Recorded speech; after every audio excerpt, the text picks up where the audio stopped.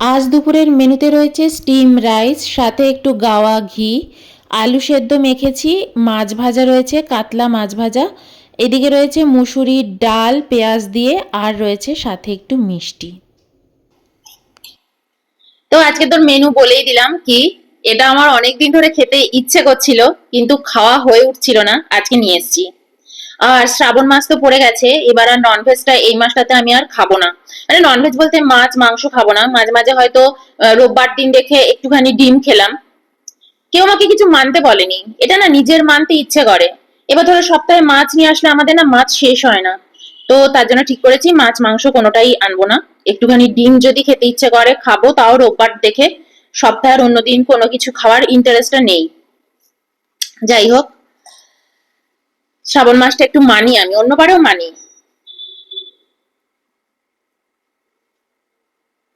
তো এবারেও ইচ্ছা আছে, তো প্রথমে একটু ঘি দিয়ে মাখলাম ভাতটা। আলুটা দিকে সরিয়ে নি। এই, তোমাদের মামা দাদু মামি দিদার গল্প খুব ভালো লেগেছে।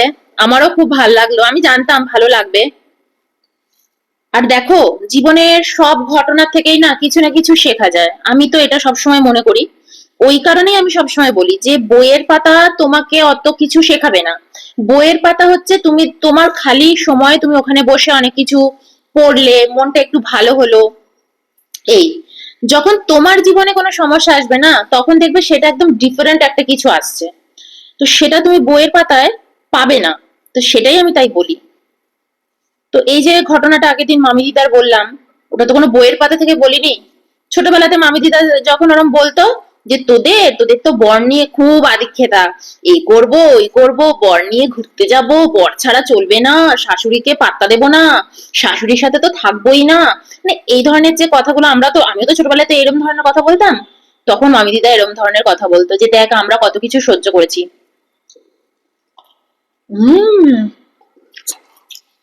হম, আর একটু আলু ভাতে মাখি। হেভি লাগছে ঘি দিয়ে, আলু ভাতে দিয়ে। দারুণ লাগছে। আলু ভাতেটার মধ্যে নুনটা মেখে রেখেছিলাম বলে, হ্যাঁ, অতটা অসুবিধা হয়নি। তো এই মামি দিদা তাই বলতো। আর মামি দিদাকে আমি কি বলতাম জানো? মামি দিদা তুমি তোমার স্টোরি একদম আমাদের সাথে শেয়ার করবে না। আমার তো আরো রাগ হয়ে যাচ্ছে শ্বশুর বাড়ির উপরে। আমি তো গিয়ে একদম এরম করবো ওরম করবো, মামি দিদা বলছে দাঁড়া, তোকে একটা বড় বাড়িতে বিয়ে দেবো, আর একান্নবর্তী ফ্যামিলি থাকবে, দেখবি এত এত গয়না পরে থাকবি, আর এত এত কানের দুল আর মোটা মোটা বেনারসি শাড়ি পরে থাকবি সারাদিন, তোর এটাই হচ্ছে শাস্তি।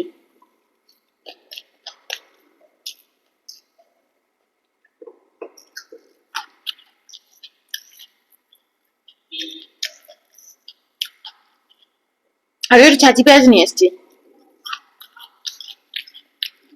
আমি মাছ ভাজা দিয়েও খাই।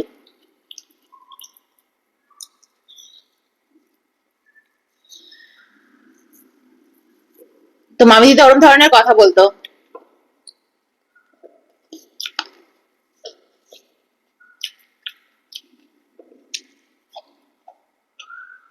আমি কিন্তু টিকলু কাকুনকে কোনোদিনও সেরম ভাবে দেখিনি। মানে আমাদের বাড়ি হয়ে ওখানে যাওয়ার আগেই কিন্তু টিকলু কাকুন মারা গেছিল। তো বুঝতে পারছো টিকলু কাকুনের যখন 25 বছর বয়স, আমি তখন কত ছোট, থ্রিতে হয়তো পড়ি। খুব মানে দুঃখ হয়ে গেছিল, মানে পুরো পানিহাটিতে খুব শোকাচ্ছন্ন হয়ে পড়েছিল সবাই। টিকলু কাকুন আবার জানো একটা মেয়ের সাথে প্রেমও করতো, মানে তার সাথে বিয়ে হওয়ার একদম কথা হয়ে গিয়েছিল। সেও প্রেসিডেন্সিতে পড়তো মেয়েটা। তো যাই হোক, মামি দিদার জীবনে বউ পেলো না, বৌমা পেলো না।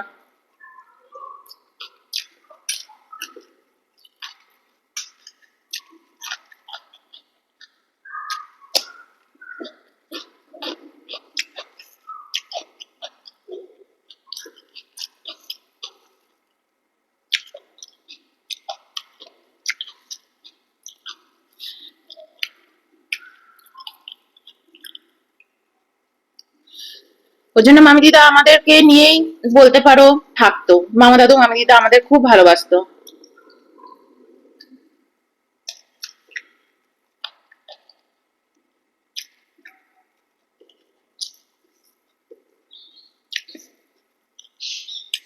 মামরিতার এই যে টিকলু কাকুনের একটা ঘটনা আছে। টিকলু কাকুনকেও কিন্তু মামদিদা অনেক পুজো অর্চনা করে পেয়েছিল তার ওই একটা মাত্র ছেলেকে। সেই সময় বুঝতেই পারছো, বিয়ের পরের বছরেই না বাচ্চা না হলে মেয়েদের অনেক কথা শুনতে হতো।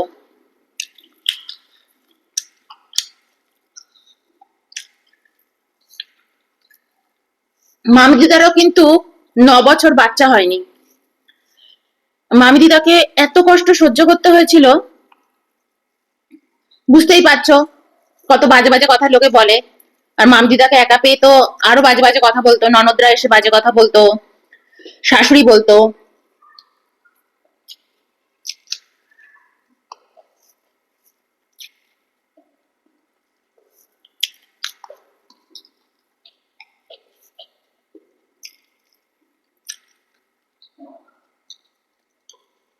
মামদিদার মুখে শুনেছি আমাদের যে বাড়ির সামনের যে পুকুরটা, ওটা হচ্ছে মামা দাদু মামদিদাদেরই পুকুর, বড় পুকুর। ওই পুকুরে নাকি মামিদিদা 3বার ঝাঁপ মেরে দিয়েছিল। বুঝতেই পারছো, বাচ্চা হচ্ছে না, লোকের কাছে বাজে বাজে কথা শুনছে, তো তাকে আর ওই গঙ্গা অব্দি যেতে হয়নি, 3বারই ঝাঁপ মেরেছিল।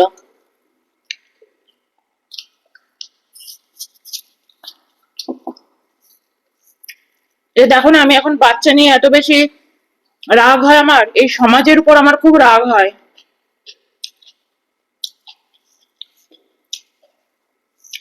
এই সমাজটা এমন না, তোমার দুর্বলতায় ঘা মারার জন্য বসে আছে। তোমার কষ্ট, দুঃখ, যন্ত্রণা কিচ্ছু এসে যায় না, কিচ্ছু না। নিজেদের স্বার্থ ছাড়া কিচ্ছু এসে যায় না কারুর। তোমাকে দুটো বাজে কথা বলবো, মনের মধ্যে আমার খুব আনন্দ হবে, এই।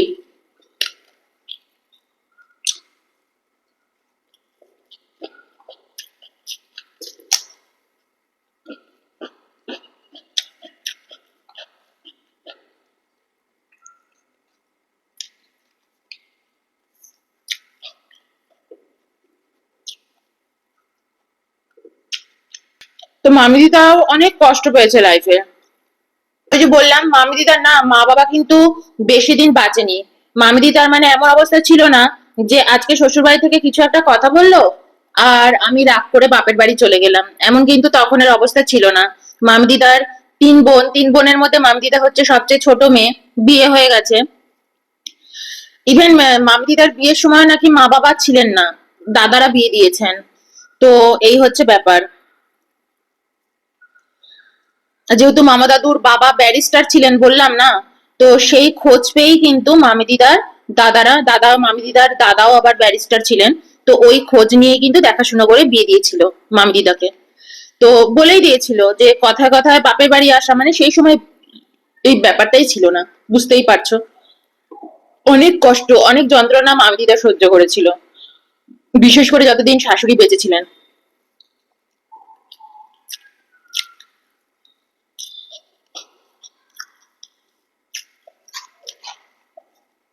কিন্তু মামিদিদার মুখে কোনোদিনও রাতই কাটেনি।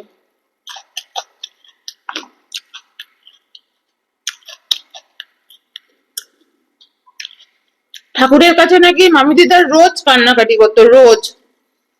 আর বিয়ের 9 বছর বাদেও এই ছেলে হয়েছে টিকলু কাকুন। কত ঠাকুরের কাছে প্রার্থনা করে যে ওই ছেলে হয়েছে, ভাবতে পারবে না। মামা দাদু কিন্তু সবসময় মামিদিদার পাশে ছিল, কখনো মামা দাদু মামিদিদার সাথে খারাপ ব্যবহার করেনি। আমি কিন্তু চিরকাল দেখে এসেছি মামা দাদু মামিদিদাকে খুব ভালোবাসতো। ডালটা নিয়ে নি, মুসুরির ডাল পেঁয়াজ দিয়ে করেছি। আর যেন এইটুকুই ভাত, আর কিন্তু ভাত নাই। কতদিন বাদে যে এরকম খাবার খাচ্ছি, ডাল ভাত মাছ ভাজা আলু সিদ্ধ, ওহ দারুন।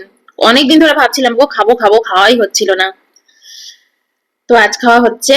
দারুণ লাগছে, রোজ ওই ঝোল টোল খেতে আর ভাল লাগে না, এরকম খেতে খুব ভাল লাগে। তো 9 বছর বাদে ওরকম ছেলে পেয়েছে, আর ছেলেও এসছে সেরকম ছেলে। ভাবো, যে সময় ছেলে মা বাবাকে দেখবে, প্রেসিডেন্সিতে পাশ করে, টিকলু কাকুন কিন্তু ভালো চাকরিও পেয়ে গিয়েছিল সেই সময়, কি চাকরি পেয়েছিল বলতে পারবো না গো। হ্যাঁ, সেই সময় ঠাকুর নিয়ে নিল সব হচ্ছে কর্ম, জীবনের কর্ম। আজ ভাবছো হেভি আছি, ছেলে মেয়ে সবাইকে নিয়ে দারুণ আছি, সবাইকে ঠুসবো, সবাইকে দেখাবো, বড় বড় কথা বলবো। কখন ঈশ্বরের তোমার উপর কি পড়বে ক্ষোভ তুমি জানোই না। সবসময় তাই নিজের কর্মকে খুব ঠিক রাখতে হবে। আমি অন্তত তাই শিখেছি, চারপাশ দেখে, মামি দিদা মামা দাদুদের দেখে আমি তাই শিখেছি।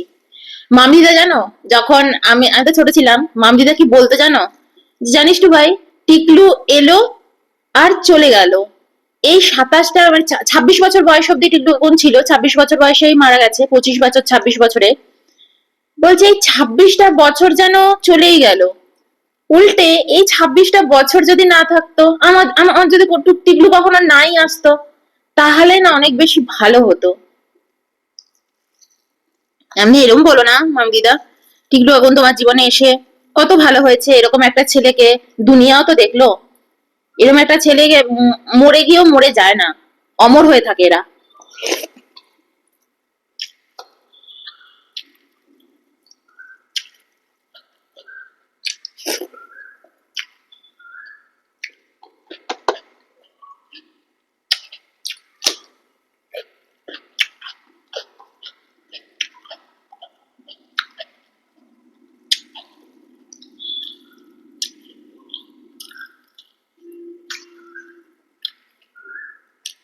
টিকলু এখন যে মেয়েটার সাথে বিয়ে ঠিক হয়ে গেছিল, ওদের বিয়ে ঠিক হয়ে গেছিল, মেয়েটা আবার আসতো মামি দিদার বাড়িতে। সেই মেয়েটা কিন্তু বিয়ে করেনি আর। টিকলু যখন মারা যাওয়া গেছে, মেয়েটা কিন্তু আর বিয়ে করেনি। মামি দিদা অনেকবার বলেছিল তুই বিয়ে করে নিস, বলেছে না।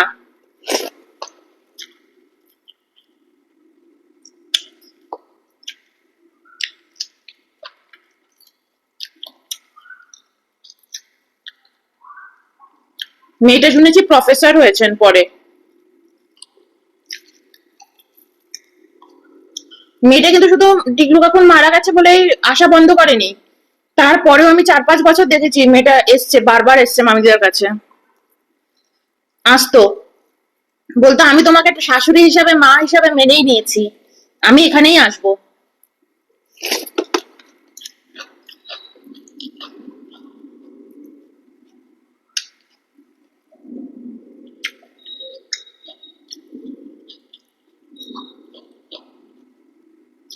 এগুলোকে কি বলে জানো? সোলমেট।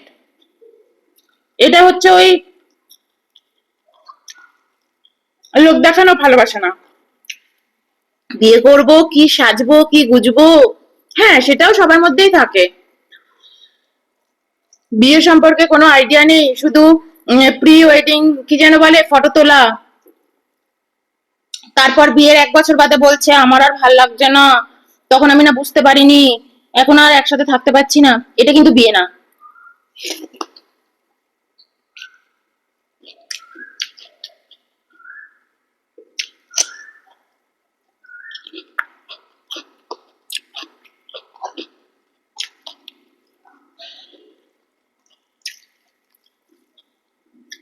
তোমরাই বলো আমি ঠিক না ভুল, আমার উপর কোনো রাগ করো না, রাগ না করেই বলো।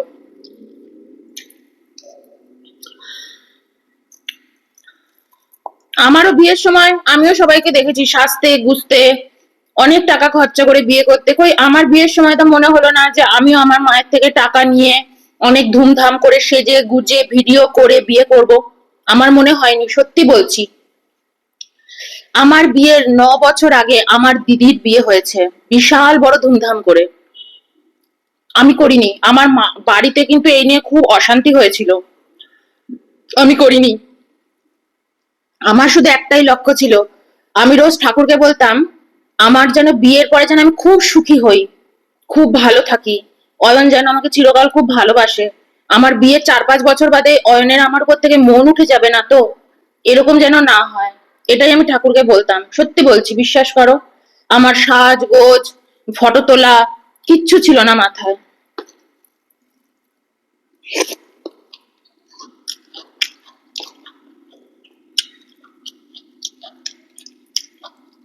তাই আমি দাদুর কাছে আমাদের বিয়ের কুষ্টি মিলিয়ে তারপর বিয়ে করেছিলাম। কত লোকে হাসাহাসি করেছে, আমি না, আমি একটু সেকেলে, আমি একটু সেকেলে প্রসেসেই যাব।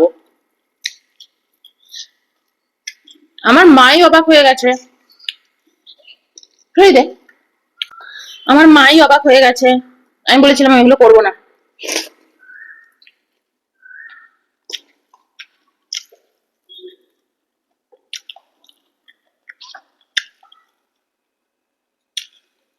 আমাদের বিয়ের পর অনেক ঝড়ঝাপটা গেছে আমাদের জীবনে, কিন্তু সত্যি বলছি তোমাদের দাদা অয়ন বোনে আমাকে ভালোবাসা থেকে এতটুকু সরায়নি।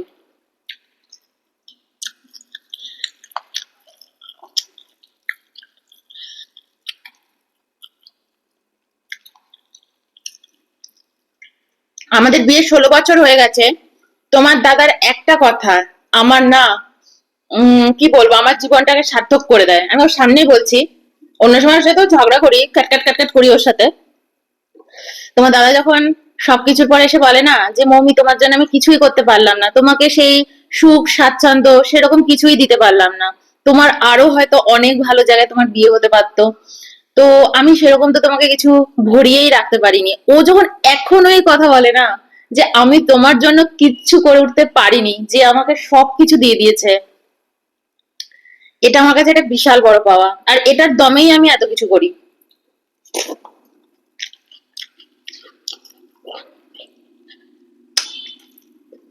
যেখানে এখনকার দিনের ছেলেরা বলে কি নিয়ে এসছো তুমি বিয়ের পর, হুম, তুমি কি চাকরি করো? চাকরি দেখে মেয়ে পছন্দ করে প্রেম করে তারপর বিয়ে করে।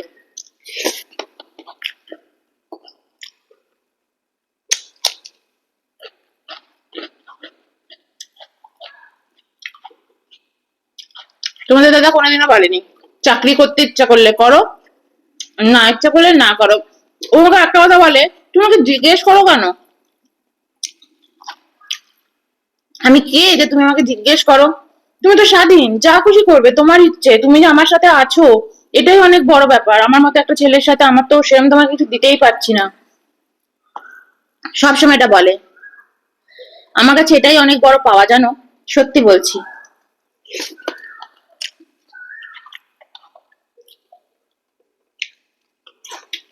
বাবা কি আনন্দ পেয়ে গেলে তুমি? আর তোমার দাদা কোনোদিনও আমার উপর চোখ গরম করে এরকম করে কথা বলা কোনোদিনও বলেনি। তবে হ্যাঁ, আমি যখন লাইফে একটু ভুলভাল ডিসিশন নিয়ে নিই, রেগে রেগে যাই তো, তখন বলবে না মম্মি এটা করো না, এটা ঠিক না। আর ও যেটা বলবে না যে এটা ঠিক না, আমার ভিতরে না খুব রাগ হতে থাকে, গোয়াতে থাকি। কিন্তু ওকে আমি কখনো বলো ঠিক কিনা, ওকে আমি কখনো নেক্সট টাইম বলি না যে কেন ঠিক না, আমি এটাই করবো, আমি কখনো বলি না। ও যখন একবার বলবে যে না এটা ঠিক নয়, তুমি এটা ভুল পথে যাচ্ছ, আমি সেটা আর করতে পারি না, ওইখানে আমি আটকে গেছি। আদারওয়াইজ আমার রাজত্ব চলে বাড়িতে। আমি বিয়েতে, আমার বিয়ের কোনো বিশাল সুন্দর অ্যালবাম এটা ওটা নেই, কিন্তু আমার বিয়ের পরের লাইফটা এই 16 বছর একদম গয়নাগাটি পরে কি আর মহারানী হওয়া যায়? তোমার হাজবেন্ড তোমাকে কোন চোখে দেখছে, কিভাবে নিচ্ছে, আমার বাড়িতে চিরকাল টাইম চলে যাচ্ছে, আমি হয়তো 1টা বেজে গেছে, 2টা বেজে গেছে, অয়ন কোনোদিনও বলবে না আমাকে খেতে দাও, এটা করো ওটা করো, কোনোদিন বলবে না। আমি রান্না করতে পারছি না, অয়ন বলবেও না যে আমাকে ডাল ভাত করে দাও, বল নুন ভাত দিয়ে দাও, আলু সিদ্ধ দিয়ে দাও। এটাই হচ্ছে আমাদের জীবনের স্টোরি। আমরাও জীবনে অনেক অভাব দেখেছি, অনেক কষ্ট দেখেছি।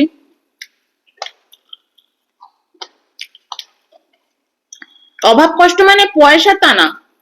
পন্ডিচেরিতে তোমার দাদা যে পয়সাটা ইনকাম করতো, আমার মাথায় প্রথম থেকেই ছিল আমি সেই পয়সার ম্যাক্সিমামটা জমাবো, আর আমি যেটুকু অল্প সেটুকু নিয়ে আমার সংসার চলবে। কারণ তোমার দাদা কিন্তু তার মা বাবার কোনো প্রপার্টি নেয়নি, নিজে থেকে ইচ্ছে করে নেয়নি। তো এই কারণে আমাদের মাথায় ছিল আমাদের নিজেদের বাড়ি ঘর করতে হবে, এই।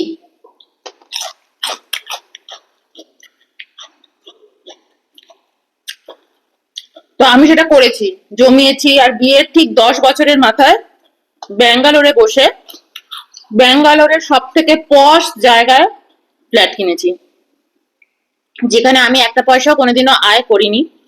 তোমার দাদাভাই একাই আয় করেছে, সেই দিয়েই করেছি, জমিয়েছি, রেখেছি,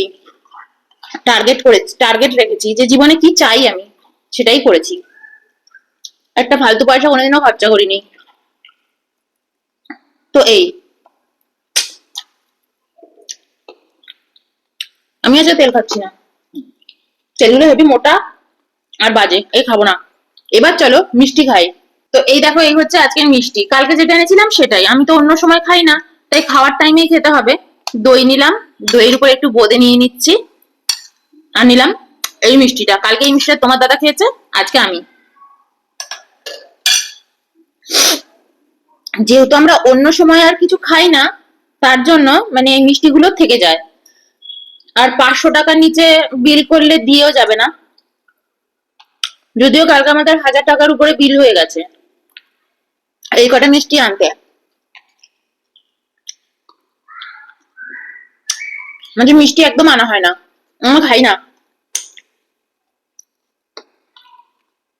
শরীরের জন্য হানিকর, শুধু জিপটুকুর জন্য ভালো।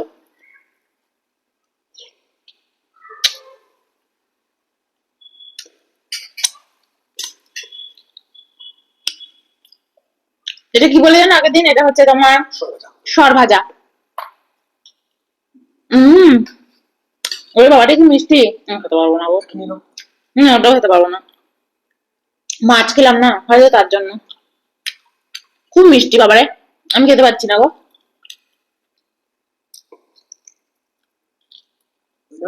উহুম, না আর কিছু খাবো না। ভাত টোলটা আর একটু তোমাকে দিয়ে দিলে ভালো হতো। কথা বলতে বলতে ভাত টানটা খেয়ে নিয়েছি, এটা খাবো না গো, খুব মিষ্টি। তো চলো, বাই।